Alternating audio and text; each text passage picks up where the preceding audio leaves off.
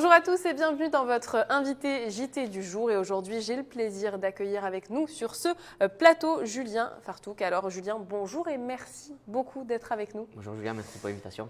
On est ravis de vous accueillir ici puisque vous représentez l'association Les Cuistots du Cœur. Vous en êtes le président précisément. Alors justement, Les Cuistots du Cœur, depuis quand ça existe et quelles actions vous menez? Donc les Cuistots du Cœur ont été créés en 2011 donc par une équipe de cuisiniers de l'hôpital Nord dont je fais partie encore aujourd'hui. Donc le but de l'association, c'est d'intervenir dans les hôpitaux de Marseille, d'Aubagne, de Martigues afin de proposer des actions aux enfants hospitalisés, aux ados également parce que maintenant on s'occupe des jeunes adultes, des adolescents. Des actions qui vont tourner autour du sport, de la culture en dehors de l'hôpital, mais surtout par des interventions au sein même des hôpitaux, par le financement de matériel, par la visite de personnalités, d'artistes et par notre association, bien évidemment, donner des cours de pâtisserie aux enfants. Et qu'est-ce qui vous a donné le déclic, vous, puisque c'est vous qui avez commencé cette association, justement, à créer cette association, Les Cuistots du Cœur? En 2010, je suis rentré dans les hôpitaux et là c'est vrai, on voit un contexte complètement différent. Quand on ouvre une porte d'un hôpital, on se rend compte que socialement, c'est très compliqué pour certains. Moi, vu mon passé à l'OM où je m'occupais d'un groupe de supporters avant, j'ai eu la chance de vivre des moments exceptionnels. Et aujourd'hui, pour moi, un enfant qui n'a pas la chance d'aller au Vélodrome financièrement ou par la maladie, j'ai pris ça à cœur. Donc justement, j'ai monté une première opération en mai 2011 où j'ai invité 13 enfants à assister à un match. Et puis 6 ans après, aujourd'hui, on a dépassé la barre des 500 actions. Voilà, c'est une association aujourd'hui qui est sur Marseille et dans d'autres régions et qui rend heureux, je pense, pas mal d'enfants. Justement, l'association a de nombreux parrains, il y a des joueurs de foot, il y a surtout des personnes de la télé-réalité. Qui sont-ils véritablement et donc qui c'est qui vous aide au quotidien? Donc on a une équipe de parrains qui sont venus au tout début, donc qui est Dominique Frérard, donc d'où le nom Les Cuistots du Cœur. Donc Dominique qui est le chef des cuisiniers des Trois Forts.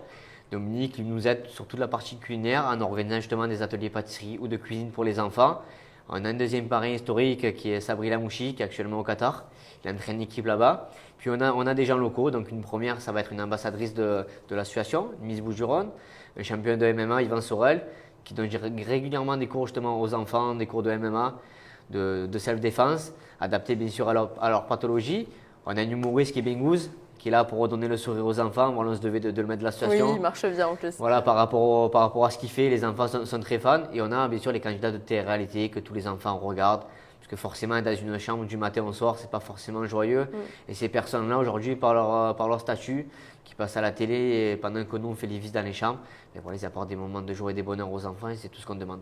Et comment vous les contactez justement? Comment ils viennent vous aider? C'est vous qui allez vers eux pour savoir si éventuellement ils veulent devenir parrains ou certains vous contactent d'eux-mêmes? Alors les parrains au tout début, c'est nous qu'on les a contactés, qui ont accepté bien sûr dès le départ, parce que les Cuistots du Cœur, ils ne savaient pas ce que c'était. On leur a proposé notre idée, notre parcours, ce qu'on voulait faire plus tard, ils ont tout de suite accepté. Et puis les autres, ils sont venus tout naturellement, voilà, via les réseaux sociaux. Aujourd'hui, on est très suivis. Les enfants regardent, les parents regardent et surtout de nombreux parrains regardent. Donc voilà, on s'est noué d'amitié. Aujourd'hui, c'est eux qui nous contactent pour entrer dans l'association. On ne veut pas beaucoup de parrains justement, on veut juste des gens qui soient là quand on répond présent à n'importe quelle heure de la journée. Voilà, si un enfant n'est pas bien, on va le voir directement à l'hôpital. Aujourd'hui, voilà, on compte sur ces gens-là justement pour passer un moment avec les enfants et pour nous, c'est très important. Il y a aussi des joueurs de l'OM, Hiroki Sakai notamment, ou encore Brice Samba. Ils viennent dans ces hôpitaux pour soutenir les enfants, ils leur rendent visite. Ça doit être des moments d'émotion pour vous qui avez créé l'association, je pense, de constater justement que ces joueurs viennent naturellement vers eux. D'être soutenus par des joueurs de l'Olympique de Marseille qui viennent non pas pour faire le buzz ou être pour médiatiser, mais qui viennent tout simplement avec le cœur pour passer un moment avec les enfants.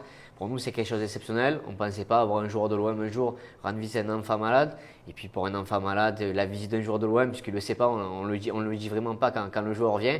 C'est quelque chose pour eux de magique. Voilà, le voir à la télé, le voir dans des journaux, puis ouvrir la porte de la chambre et voir le joueur de l'OM passer. C'est quelque chose d'exceptionnel. Voilà, ils ont les larmes aux yeux. Nous aussi, on a beaucoup d'émotions. On ne se rend pas compte des fois des moments qu'on fait passer aux enfants. Mais les joueurs donnent de leur temps. Voilà, nous aussi, on donne de notre temps parce que l'association, c'est uniquement des bénévoles. Mais voir des joueurs comme ça venir après l'entraînement ou avant l'entraînement ou entre milieu et deux, c'est quelque chose pour nous de magique et on le remercie encore. Et justement, vous, au quotidien, donc, je suppose que vous avez ce genre de moments d'émotion qui vous font du bien, mais moralement, ça doit être quand même très dur à vivre de voir tous ces enfants malades et on doit se sentir un petit peu impuissant. C'est compliqué parfois parce qu'on s'attache à des enfants qui malheureusement partent quelques semaines après. Donc moi personnellement, je suis obligé de mettre une barrière parce que voilà, je vais partout, partout dans les hôpitaux avec mon équipe aujourd'hui. Je suis la première ligne en rentrant dans la chambre, donc je suis obligé de mettre une barrière. Après, on essaie de réaliser le maximum de rêves qu'on peut à l'enfant, à son parent aussi, parce que le parent est toute la journée à côté de lui. Mais c'est vrai qu'émotionnellement, parfois c'est très compliqué pour nous. Mais on essaye voilà, de sortir de l'hôpital et de penser à autre chose. Parce que si nous aussi on prend ça sur nous, c'est pas évident. Nous, tout ce qu'on veut, c'est que l'enfant, du moment qu'on va rentrer dans la chambre, que ce sera 5, 10, 15, 20 minutes, que l'enfant reparte avec le sourire. Et je pense qu'aujourd'hui, c'est ce qu'on fait depuis toutes ces années. Dans quels hôpitaux vous intervenez justement? C'est à Marseille et même en dehors? Alors, l'association a été créée pour intervenir dans les hôpitaux de l'assistance publique de Marseille, donc en 2011, donc principalement l'hôpital Nord et l'hôpital de la Timone, c'est où il y a 2 services de pédiatrie. Puis au fur et à mesure de ces années, on s'est agrandi, puisqu'aujourd'hui on est présent sur l'hôpital Salvatore, où on va s'occuper des jeunes adolescents. Également sur l'Institut Paoli Calmette, où là on va s'occuper des jeunes adultes. On va leur trouver des activités adaptées à leur pathologie, voilà, des adultes qui sont atteints de cancer. Et tout dernièrement, on est également présent sur l'hôpital de Martigues et sur Aubagne. Donc c'est les hôpitaux qui nous contactent par rapport à nos actions qu'on fait pour venir justement bénévolement, soit financer du matériel, soit financer des animations, pour aussi aller voir les enfants, pour que personne justement soit oublié dans la région, pour que tout le monde puisse bénéficier de nos actions. Bien sûr, et justement vous avez fêté le 12 mai dernier du coup les 5 ans de l'association, c'était au château Ricard. Racontez-nous un petit peu cette soirée, ça a dû être émouvant là encore une fois aussi. C'était une soirée exceptionnelle déjà parce que par le cadre, le château Ricard c'est quelque chose d'exceptionnel, par le temps aussi, puisqu'il a plu du lundi au vendredi, mais sauf le jour de notre anniversaire. Merci. Mais c'était voilà, c'était quelque chose d'exceptionnel devant plus de 300 invités. On a invité vraiment tous nos parrains, tous nos partenaires, tous les gens des hôpitaux qui sont venus, le personnel, sans qui aujourd'hui on ne pourrait rien faire parce qu'ils nous accordent beaucoup de temps, la direction des hôpitaux et tous nos partenaires agroalimentaires, culinaires, institutionnels qui nous aident. Et aujourd'hui, on peut dire que c'est grâce à eux qu'on est toujours là. Vous faites énormément d'événements, on le disait, notamment vous avez permis à certains enfants de se rendre au concert de Christophe Maé au Dôme de Marseille. Comment vous choisissez les événements? C'est en fonction des enfants, de ce qu'ils aiment, ou c'est en fonction de ce que vous pouvez faire avec les artistes? Alors, on regarde beaucoup ce qui se passe sur Marseille, dans la région, beaucoup d'événements. Ensuite, on a beaucoup de contacts avec les billetteries, avec le Dôme, avec le Stylo. Donc, quand il y a des événements, ils nous contactent pour savoir, c'est vrai, si on peut bénéficier de places.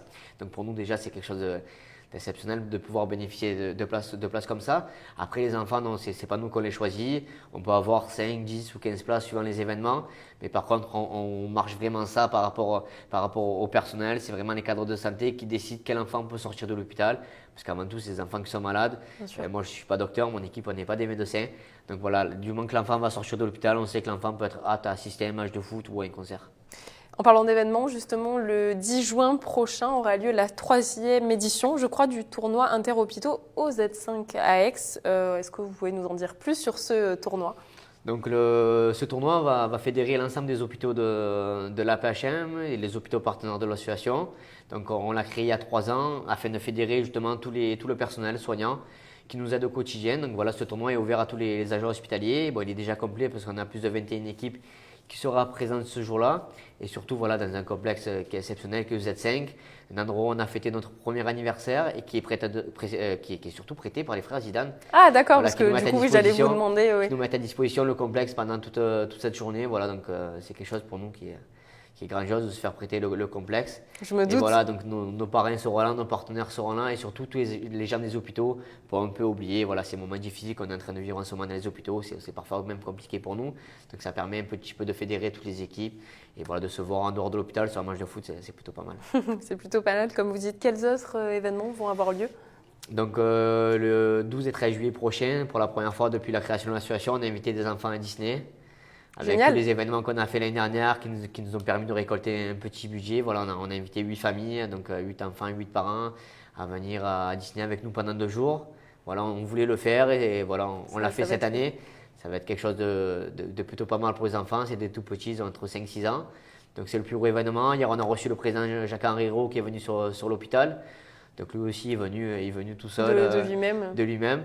Et puis les prochains événements, là on va travailler sur le programme de la rentrée prochaine parce qu'il y a beaucoup d'événements qui arrivent à l'association et surtout intervenir encore toutes les semaines dans tous les hôpitaux de la région afin de financer du matériel, de proposer des spectacles, des animations. Vous avez donc de l'aide des parrains, vous avez les bénévoles. Est-ce que la mairie aussi vous aide au quotidien ou pas Alors, encore? l'association Les Custos du Cœur aujourd'hui est un peu particulière parce qu'on ne demande pas de subvention. D'accord. On marche beaucoup par des partenaires ou des mécénats. Après, c'est vrai que les institutionnels de chaque élu de secteur, chaque mairie de secteur nous aide aujourd'hui, nous aide pas financièrement, mais nous aide justement à faire partager sur leur secteur des événements qu'ils organisent, aussi bien des places de spectacle ou des places de foot. Donc ces gens-là aujourd'hui sont très importants, c'est vrai, dans la vie de l'association. Si quelqu'un veut vous aider, un téléspectateur, comment devenir membre de l'association? Comment vous aider, tout simplement? Donc on a un fichier d'adhésion qui est disponible sur notre site internet, donc lescustosducoeur.fr, où il y a un fichier d'adhésion. L'adhésion est à 10 € et qui nous permet de financer justement toutes les actions qu'on fait tout au long de l'année. Et puis les réseaux sociaux aujourd'hui, voilà, Facebook, Twitter, Snapchat, tout ce qui va avec. On est présent, tous ceux qui veulent nous contacter, voilà, on répond toujours là. Et c'est vrai qu'on a toujours besoin de monde pour venir organiser avec nous tous ces événements. Très bien, merci beaucoup Julien Merci, en tout cas. Et puis j'espère que vous aurez beaucoup de succès dans l'organisation de tous ces événements. Merci beaucoup. Je vous dis à très bientôt sur Provence Azur TV. Tout de suite évidemment la suite de vos programmes. Au revoir.